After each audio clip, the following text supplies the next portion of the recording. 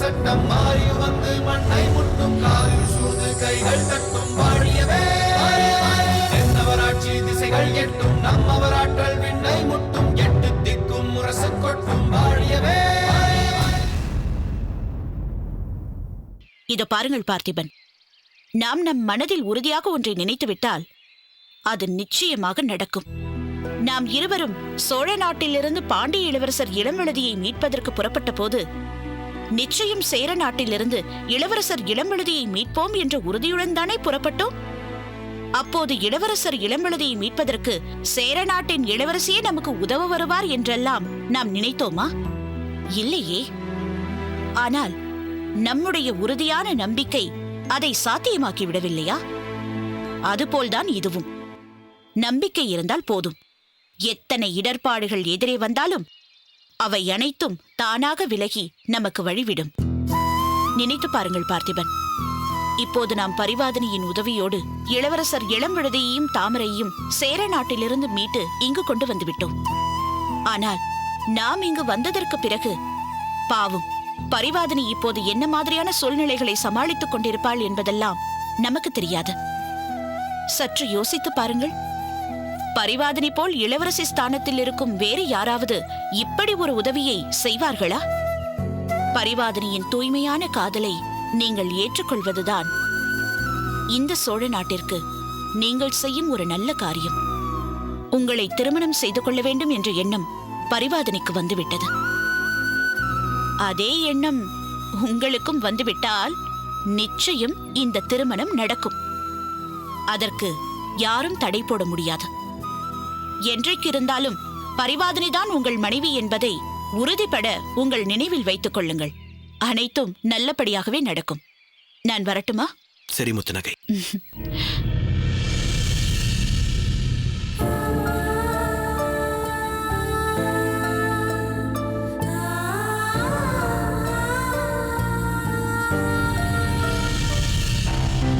இளம்வழுதி பாண்டிய நாட்டிற்கு வந்து கொண்டிருக்கிறார் என்று செய்தி வந்தது முதல் அரண்மனையை பரபரப்படைந்து விட்டது. உண்மைதான் அம்மா. அவருக்கு நேர்ந்த ஆபத்தை பற்றி சம்பந்தப்பட்ட சிலருக்கு தான் தெரியும். பொதுமக்களை பொறுத்தவரை அவர் சோழ நாட்டிற்கு சென்று வெகு நாட்கள் அங்கு தங்கிவிட்டு இப்போதுதான் வருகிறார் என்று நினைத்துக் கொண்டிருக்கிறார்கள். அந்த விஷயம் அப்படித்தான் இருக்க வேண்டும். இளம்வழுதி சேர நாட்டில் சிறைப்பட்டு சோழ மன்னனின் ராஜதந்திரத்தால் மீட்கப்பட்டான் என்று யாருக்கும் தெரியக்கூடாது.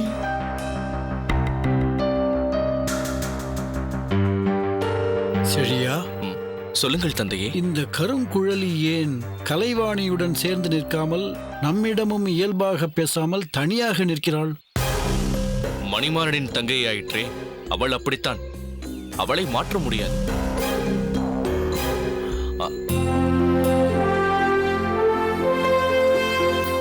தந்தையே, மன்னரும் மகாராணியும் வருகிறார்கள்.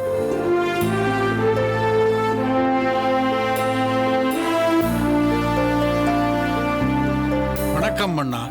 வணக்கம். வணக்கம். வணக்கம் மன்னவா, அனைவரும் முன்னதாகவே வந்து நின்று கொண்டிருக்கிறார்கள். இளவரசர் இங்கு வருவதற்குள் தாங்கள் இங்கு வந்து சேர்ந்துவிட வேண்டுமே என்று என் தந்தையார் வீரனை அனுப்பினார். ஆம் மன்னவா, அரண்மனைக்குள் வந்தவுடனே இளவரசரது விழிகள் தங்கள் இருவரைத்தானே தேடும். அதுவும் சரிதான். எங்கே மணிமாறனையும் மகேந்திரனையும் காணவில்லை? அவர்கள் இருவரும் மதுரை அம்பதிக்குள் இளவரசர் வந்தவுடன் உடனிருந்து அழைத்து வர வேண்டும் என்று சென்றிருக்கிறார்கள். அப்படியா? சரியா, நீ போகவில்லையா? மணிமாறனும் மகேந்திரனும் போக விரும்பியதால் நீ போக வேண்டாம் என்று நான் தான் தடுத்து விட்டேன். அதுவும் சரிதான். ஆமாம், வீரபாகுவும் தளபதியும் எங்கே? இளவரசர் வரும்போது பாதுகாப்பு ஏற்பாடுகள் சரியாக இருக்கிறதா என்று பார்ப்பதற்காக எல்லைக்கு சென்றிருக்கிறார்கள்.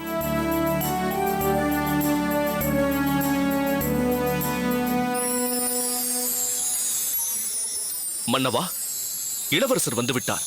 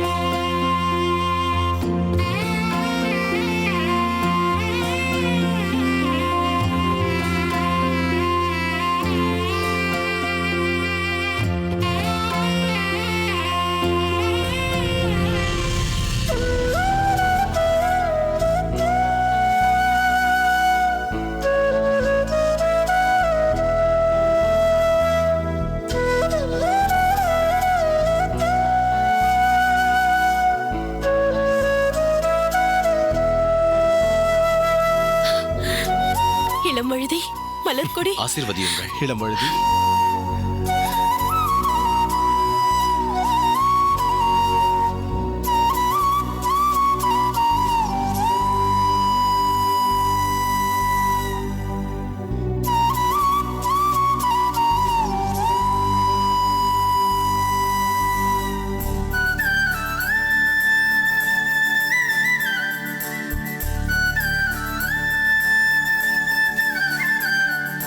இளம்பழுதி, நீ எப்போது வருவாய், எப்படி வருவாய் என்று கலங்கிக் கொண்டிருந்தோம்.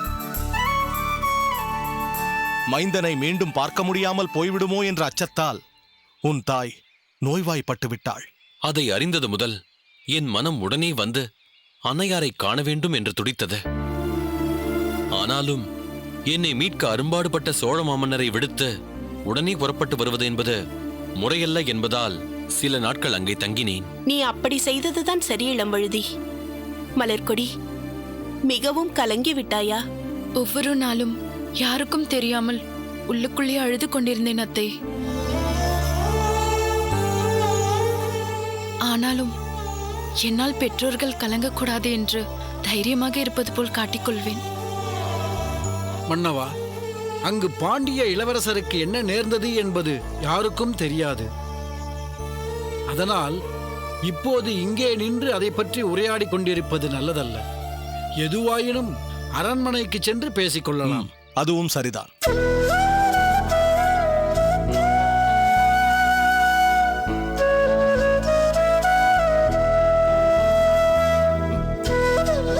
தாமரை, ஏன் அங்கேயே நின்று கொண்டிருக்கிறாய்?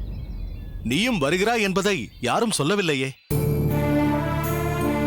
நீ காணாமல் போய்விட்டாய் என்று சோழ மன்னர் எப்படி தவித்து போனார் தெரியுமா? நானும் திகைத்து போனேன். எப்படியாவது உன்னை கண்டுபிடிக்க வேண்டும் என்று செழியனை சோழ நாட்டிலேயே விட்டுவிட்டு வந்தேன். ஆனால் செழியனால் எதையும் அறிய முடியவில்லை. அதற்கு பின் நீ கடத்தப்பட்டிருக்கலாம் என்பது தெரிந்தது. பின்னர் அவ்வப்போது சில செய்திகள் கிடைத்தன. இப்போது உன்னை கண்டதும் எனக்கு எவ்வளவு மகிழ்ச்சியாக இருக்கிறது தெரியுமா?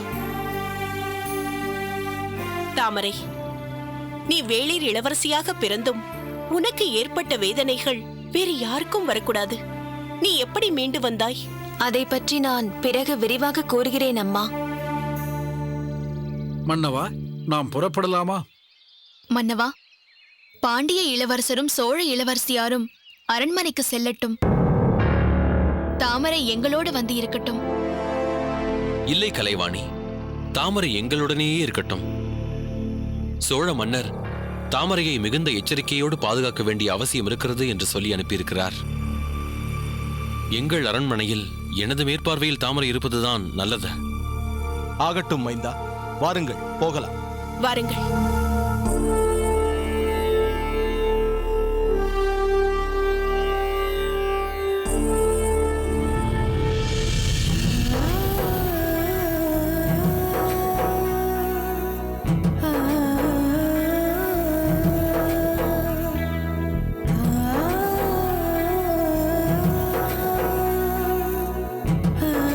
செழியரே, என்ன பிரிந்தவர் கூடியும் பேச முடியவில்லையே என்ற வருத்தமா? இல்லை, அப்படியெல்லாம் ஒன்றுமில்லை. தெரியும். தாமரை இங்கு வந்திருப்பதே உங்களுக்காகத்தானே. இன்னும் சில நாட்களில் நிரந்தரமாக உங்களோடு தானே வாழப் போகிறாள். அதுவரை சற்று பொறுமையாக இருங்கள்.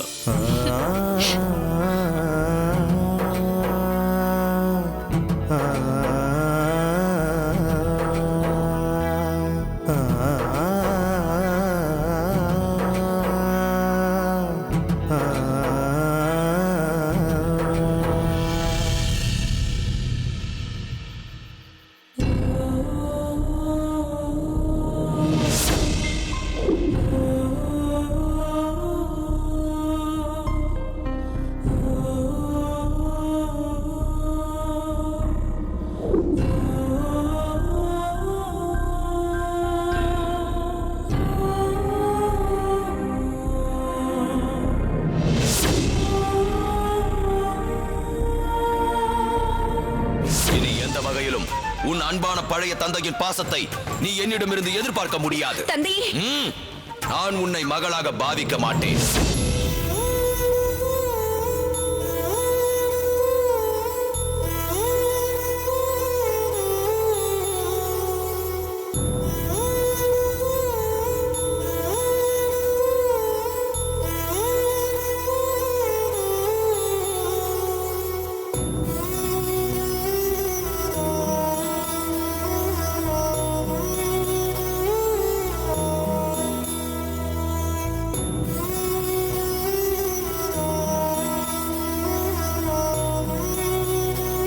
பரிவாதினி, இப்படி தொடர்ந்து பட்டினி கிடந்தால் உன் உடல் ஆரோக்கியம் கெட்டுவிடும். உணவை சாப்பிட மாட்டேன் என்று பிடிவாதம் பிடிக்கிறாய். இந்த பழங்களையாவது சாப்பிடு. சாப்பிடு.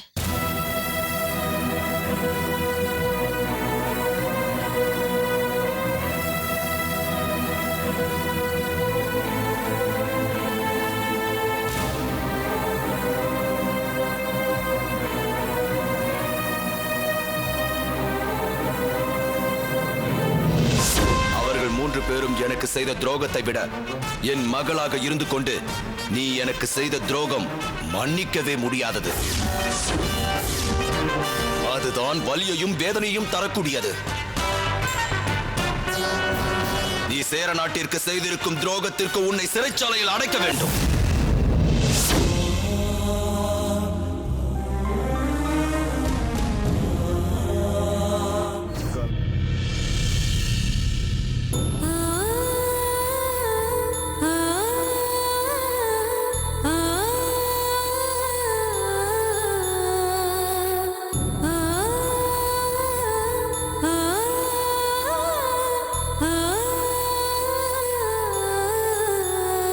என்ன பரிவாதினி இது? உன் பிடிவாதத்திற்கு ஒரு அளவு இல்லையா? என்னதான் உன் தந்தையின் மீது உனக்கு கோபமும் வருத்தமும் இருந்தாலும் அந்த கோபத்தையும் வருத்தத்தையும் சாப்பிடும் உணவில்தான் காட்ட வேண்டுமா? உன் உணர்வுகள் எனக்கு புரிகிறது. அதை வெளிக்காட்டுவதற்கு உனக்கு வேறு வழி இல்லையா? என்னை பற்றி கொஞ்சமாவது சிந்தித்து பார்த்தாயா? மகள் இப்படி பட்டினி கிடக்கும் போது எந்த தாயால் நிம்மதியாக இருக்க முடியும்? இல்லை அம்மா, அப்பா என்னை தவறாக நினைத்து விட்டதை என்னால் ஜீரணித்துக் கொள்ளவே முடியவில்லை. ஏனம்மா, நான் என் அப்பாவிற்கு துரோகம் செய்ய நினைப்பேனா? நீங்களே சொல்லுங்கள் அம்மா. நான் என் சுயநலத்திற்காகவா அந்த பாண்டிய இளவரசர் நம் காவலில் இருந்து தப்பித்து செல்வதற்கு உதவினேன்? நம் சேர நாட்டிற்கு வீண் பழி வந்து அதனால் தந்தையாரின் பெயருக்கு கலங்கம் வந்துவிடக் கூடாது என்ற நல்ல எண்ணத்திலும் பாண்டிய இளவரசர் நம் சேர நாட்டில் சிறை வைக்கப்பட்டிருப்பதன் மூலம் சேர சோழ பாண்டியர் எனும் மூவேந்தர்களுக்கு இடையிலும் போர் மூண்டு தமிழ்நாட்டின் அமைதி சீர்குலைந்து போய்விடக் கூடாது என்ற உயரிய நோக்கத்தில் தானே நான் அவர்களுக்கு உதவினேன். இதையெல்லாம் அப்பா புரிந்து கொள்ளவே இல்லை அம்மா. இல்லை மகளே, அதை நான் புரிந்து கொண்டேன்.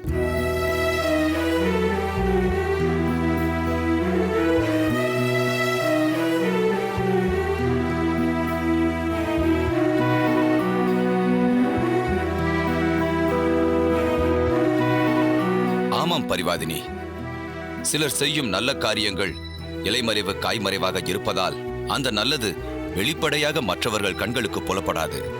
பாண்டிய இளவரசர் இளம்பழுதி இங்கிருந்து தப்பித்து போவதற்கு அந்த முத்து நகைக்கும் தளபதி பார்த்திபனுக்கும் நீ உதவியது என்னுடைய நலன் கருதிதான் என்று அப்பொழுது என் புத்திக்கு எட்டவில்லை.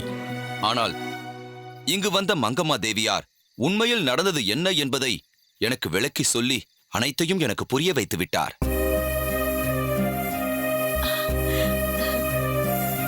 சேர நாட்டின் வரலாறு மீது விழ இருந்த பெரிய கரையை நீ தடுத்து நிறுத்திவிட்டாய். நம் நாட்டின் மேல் பழிசொல் விழாமல் நீ பார்த்து கொண்டு விட்டாய். உண்மையில் சொல்கிறேன், நீ மட்டும் அந்த காரியத்தை செய்யாமல் போயிருந்தால் நம் சேர நாடு தீராத பழிசொல்லுக்கு ஆளாகி அதன் வரலாற்றில் நீக்க முடியாத ஒரு பெரிய கரையை அது உண்டாக்கி இருக்கும்.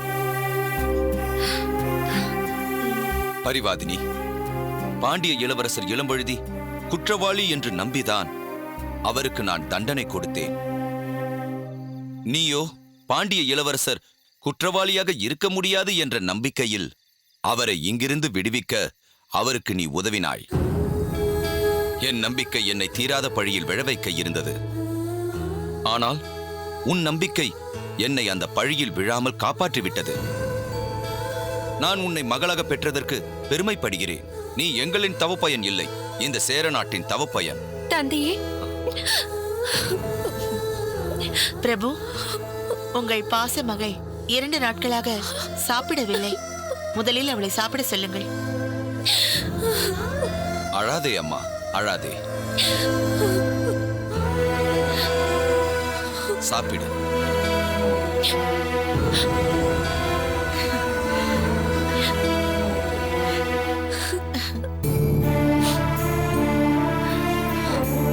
சாப்பிடம்மா.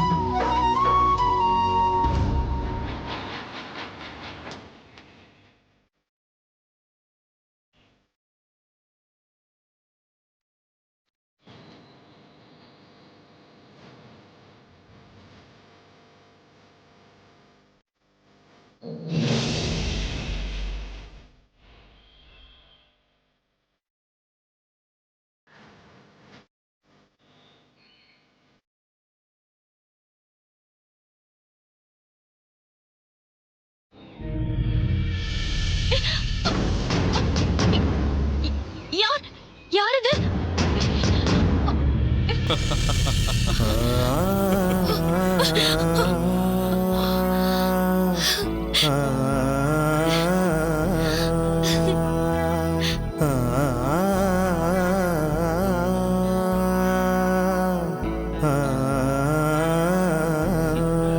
என்ன தாமரை, பயந்து விட்டாயா?